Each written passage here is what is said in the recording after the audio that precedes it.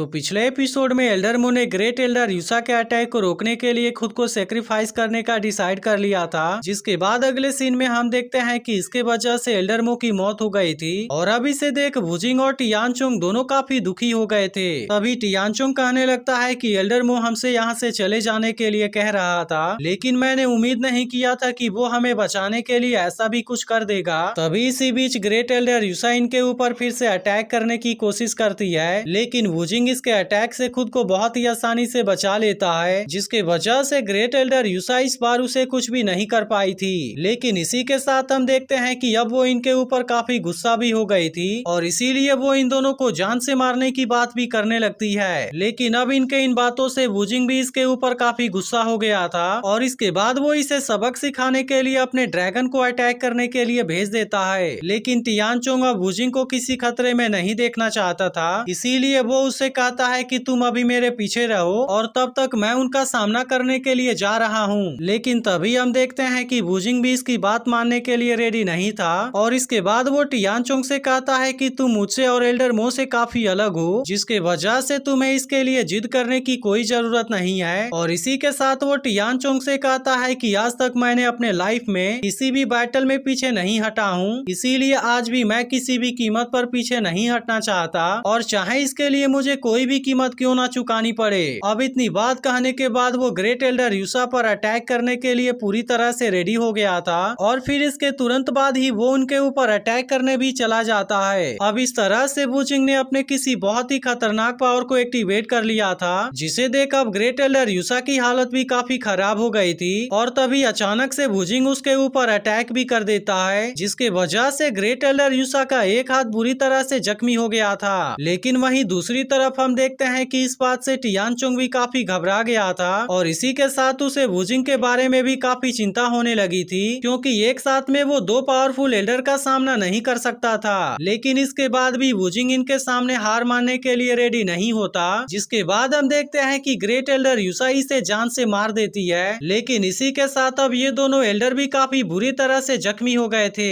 वहीं दूसरी तरफ टियानचोंग वुजिंग के मौत से इनके ऊपर काफी गुस्सा हो गया था और फिर इनसे कहता है कि क्या तुम दोनों अभी भी नहीं मरे, जिसके बाद हम देखते हैं कि ग्रेट एल्डर यूसा का एक हाथ उसकी बॉडी से अलग हो गया था और इसके अलावा इसके बॉडी पर बहुत सारे सीरियस इंजरी भी आ गए थे। लेकिन इसके बाद भी वो टियानचोंग के सामने इतने आसानी से हार नहीं मानना चाहती थी। इसके बाद वो टियानचोंग से कहने लगती है, तुम्हें क्या लगता है कि वुजिंग इतना ज्यादा पावरफुल है जो कि अकेले ही एक साथ में हम दोनों को मार पाएगा। तभी इसी बीच हम देखते हैं कि टियानचोंग भी काफी परेशान हो गया था, क्योंकि अब इस वक्त वो केवल अकेले ही जिंदा बचा हुआ था और इसी के साथ डीमन गॉड वाला फॉर्मेशन भी डिस्ट्रॉय हो जाता है। इसके बाद हम देखते हैं कि ये दोनों एल्डर टियानचोंग का मजाक उड़ाना शुरू कर देते हैं और फिर उससे कहने लगते हैं कि तुम्हारे दोनों साथी तो अब मारे जा चुके और अब इस वक्त तुम केवल अकेले ही यहाँ पर बचे हुए हो, जिसकी वजह से हमें तो नहीं लगता कि अब तुम हमारा कुछ भी कर पाओगे। तभी हमें पता चलता है कि टियानचोंग भी बहुत बुरी तरह से जख्मी हो गया था, जिसके वजह से अब उसके पास में बहुत ही कम स्पिरिचुअल पावर बची हुई थी। लेकिन इसके बाद भी वो इनके सामने सरेंडर करने के लिए रेडी नहीं होता। वहीं दूसरी तरफ हम देखते हैं कि सुई सेंग और उसके दोनों एल्डर भी टियानचोंग के सामने आ गए थे, जहां पर सुई सेंग कहने लगती है कि मैं तो इन दोनों के बॉडी से कोई सीक्रेट पाना चाहती थी, लेकिन अनफॉर्चुनेटली ये दोनों तो बहुत ही आसानी से मारे गए, जिसके वजह से मैं तो अब इसके बारे में कुछ भी नहीं कर सकती। लेकिन अब टियानचोंग और उसके साथियों के द्वारा बनाया गया मैजिक सर्कल भी यहाँ से गायब हो गया था, जिस बात के वजह से सुई सेंग काफी खुश होने लगी थी और इसके बाद वो कहने लगती है कि ग्रेट एल्डर यूसा भले इस वक्त इतने बुरे तरीके से जख्मी है, लेकिन फिर भी वो 9 कोल्ड आइस आर्मर और 1 हान आइस सोल फॉर्मेशन का यूज कर सकती है, जिसके वजह से यहाँ की सारी सिचुएशन अभी भी हमारे कंट्रोल में है और इसीलिए मुझे नहीं लगता कि अब तुम इसके बारे में कुछ भी कर पाओगे। इसके बाद वो अपने दोनों एल्डर से कहती है कि अब तुम्हें यहाँ रुकने की जरूरत नहीं है, क्योंकि इसके बारे में अब सिंगजुन को भी पता चल गया होगा और इसीलिए वह भी जरूर यहाँ पर आ रहा होगा। जिसके बाद सुई सेंग ग्रेट एल्डर यूसा से कहती है कि तुम भी अब उसके तलाश में जाओ और अगर वो तुम्हें कहीं पर दिखे तो तुम तुरंत उसे वहीं पर मार देना।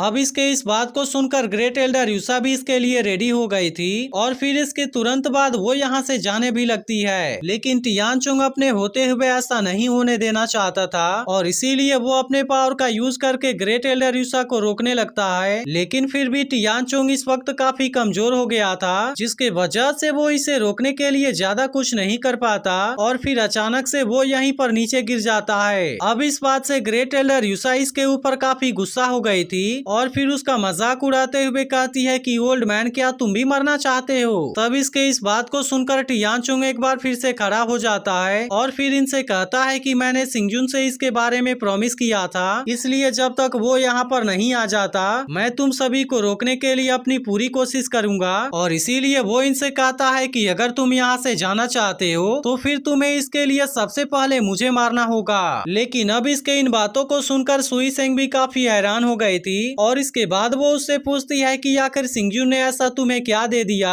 जिसके वजह से तुम उसके लिए अपनी जान भी दे देना चाहते हो। इसी के साथ वो उससे कहती है कि तुम तो दिखने में बहुत ही पावरफुल भी लग रहे हो और इसके अलावा अगर तुम्हारे पावर के बारे में भी बात किया जाए तो वह भी तुम्हारे बॉडी के अंदर अच्छे तरीके से स्टेबल हो गई है और इसीलिए मुझे ऐसा लगता है कि अगर तुम्हें पर्याप्त ट्रेनिंग रिसोर्स मिल जाए तो फिर तुम इसका यूज करके मार्शल एम्परर रिल्म में बहुत ही आसानी से एंटर कर जाओगे, जो कि तुम्हारे लिए एक बहुत ही अच्छा चांस है। इसके बाद वो टियानचोंग से आगे कहती है कि सिंगजुन के पास में जो ट्रेनिंग रिसोर्स है वैसा ट्रेनिंग रिसोर्स तो मेरे पास भी है, लेकिन फिर भी मैंने जब तुम्हें सरेंडर करने के लिए कहा था तो तुमने वैसा नहीं किया, जबकि तुम तो सिंगजुन के लिए अपनी जान भी दे देना चाहते हो। तब इस पर टियानचोंग उससे कहता है कि तुम इसके बारे में नहीं समझ पाओगी, लेकिन अगर तुम जानना चाहती हो तो मैं इसके बारे में तुम्हें बता देता हूँ। और इसके बाद वो बताने लगता है कि आखिरकार वो किस तरह से सिंगजुन से मिला था और जब उसने सिंगजुन से उसके मकसद के बारे में पूछा था तब उसने टियानचोंग से कहा था कि अगर तुम केवल 1 साल तक मुझे प्रोटेक्ट करने का प्रॉमिस करते हो तो फिर मुझे पूरा यकीन है कि मैं तुम्हारे सारे डार्क इंजरी को हील कर सकता हूँ। अब इसकी यह बात सुनकर टियानचोंग इसके लिए मान गया था, जिसके दौरान उसने सिंगजुन को ग्रो करते हुए देखा और इसके वजह से ही अलग अलग लोगों से उसकी मुलाकात भी हुई। इसीलिए वो आज भी सिंगजुन के प्लान को फॉलो कर रहा है और इसके लिए वो मार्शल एम्परर के आधे स्टेप वाले लोगों का भी सामना कर रहा है। लेकिन इसी के साथ वो बताता है कि अगर इसके बारे में अच्छे तरीके से बात किया जाए तो फिर सिंगजुन के साथ में मेरा कॉन्ट्रैक्ट बहुत समय पहले ही पूरा हो गया था, लेकिन फिर भी मैं नहीं जानता कि आखिरकार मैं उसे छोड़कर क्यों नहीं गया और इसके अलावा मैंने उसके लिए बहुत सारे लोगों का सामना भी किया।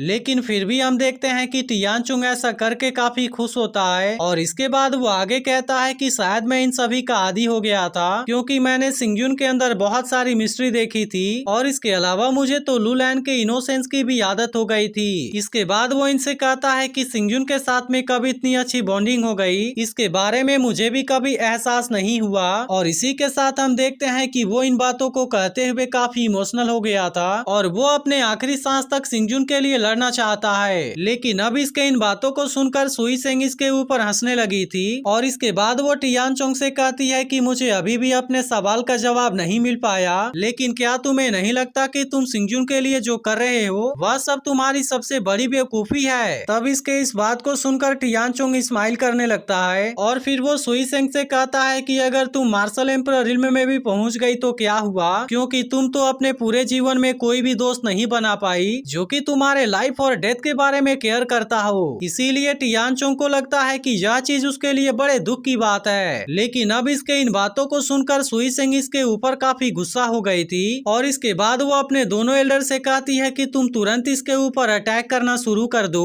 क्योंकि मैं अभी से अपने आंखों के सामने मरता हुआ देखना चाहती हूँ। अब उसके इस बात को सुनकर दोनों एल्डर भी इसके लिए रेडी हो गए थे और फिर तुरंत ही टियानचोंग के ऊपर अटैक करने के लिए भी चले जाते हैं, क्योंकि अब वो बिना देरी किए इसे यहीं पर मार देना चाहते थे। लेकिन वहीं दूसरी तरफ हम देखते हैं कि टियानचोंग को भी इसके बारे में कोई चिंता नहीं थी और इसके बाद वो इनसे कहता है कि मैंने तो पहले से ही अपने लाइफ को डेथ लाइन के ऊपर रख दिया है, इसलिए अगर तुम सभी एक साथ मिलकर अटैक करने भी आ गए तो मुझे इसके बारे में कोई चिंता नहीं है। और फिर इतनी बात कहने के बाद वो अपने मार्शल स्पिरिट को बाहर निकाल लेता है, जिसके वजह से ये दोनों एक साथ मिलकर भी उसे कुछ नहीं कर पाते। और फिर वो टियानचोंग से कहते हैं कि तुम तो सच में पागल हो चुके हो। लेकिन अब इनके इन बातों को सुनकर टियानचोंग हंसने लगा था और इसके बाद वो इनसे कहता है कि मैं अपने लाइफ में बहुत बार क्रेजी हो चुका हूँ, लेकिन इसके बाद आज भी मुझे अपने लाइफ के बारे में कोई चिंता नहीं है और मैं सिंगजुन के लिए अपने खुशी से यहाँ पर मरना चाहता हूँ। अब इसके इस बात को सुनकर ग्रेट एल्डर यूसा काफी हैरान हो गई थी और इसी के साथ हम देखते हैं कि टियानचोंग ने यहाँ पर कोई पावर क्रिएट करना शुरू कर दिया था, जिसे देखते ही सुई सेंग चंग अपने दोनों एल्डर से पीछे हट जाने के लिए कहती है, क्योंकि वो समझ गई थी कि टियानचुंग अपने सोल को भी एक्सप्लोड कर देना चाहता है, जिसके वजह से इनकी जान भी खतरे में आ जाएगी। अब इस बात को सुनते ही सुई सिंह के दोनों एल्डर भी तुरंत वहाँ से हट जाते हैं, लेकिन तभी इसी बीच हम देखते हैं कि सिंगजुन भी अब यहाँ पर आ गया था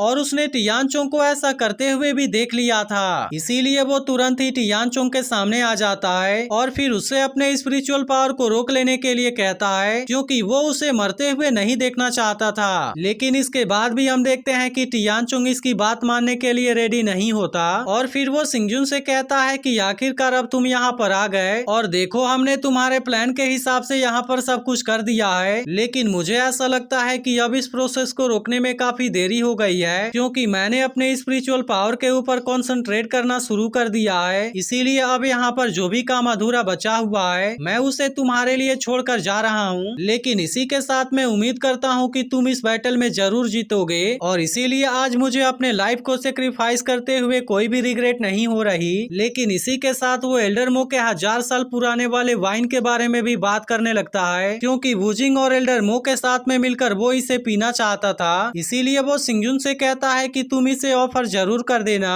और अब इतनी बात कहने के बाद वो अपने सोल को पूरी तरह से ब्लास्ट कर देता है, जिसके बाद एपिसोड यहीं पर एंड हो जाता है। लेकिन अगर आपने इसके पिछले एपिसोड को मिस कर दिया हो तो लेफ्ट वाली वीडियो जरूर देख लेना और अगर एक्सप्लेनेशन अच्छी लगी हो तो वीडियो को लाइक भी जरूर कर देना।